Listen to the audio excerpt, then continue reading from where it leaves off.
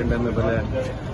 India نے عالمی جو قوانین ہیں اس کی خلاف ورزی کی ہے اور جس طرح انہوں نے اٹیک کیا ہے باقاعدہ پاکستان میں میزائل لانچ کر کے اور پاکستان کے سیٹلڈ ایریا میں میزائل گرے ہیں، تو جب تک انڈین سیٹلڈ ایریا میں میزائل نہیں جائے گا میں اسے جواب نہیں سمجھتا.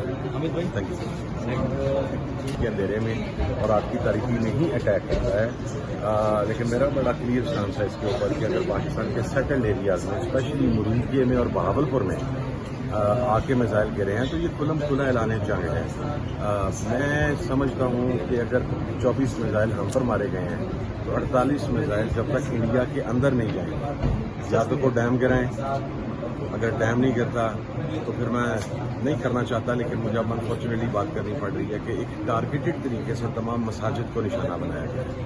تو اگر ہماری مساجد شہید ہو سکتی ہیں تو 2-4 مندر بھی گرنے چاہیے.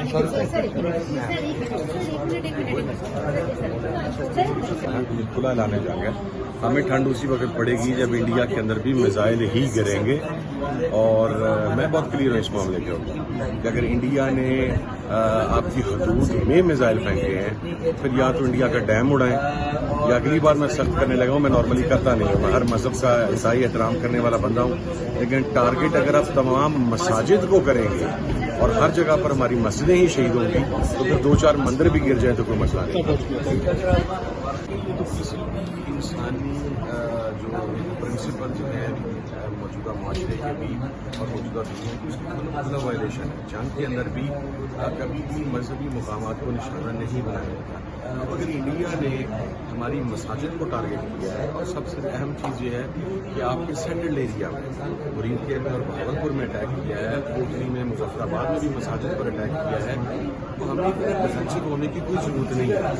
جب تک 24 میزائل اگر انڈیا کے پاکستان میں آ کے گرے ہیں تو 48 میزائل پاکستان کے انڈیا میں جا کے نہیں گریں گے تو ہم اسے انتقام تسلیم نہیں کریں گے.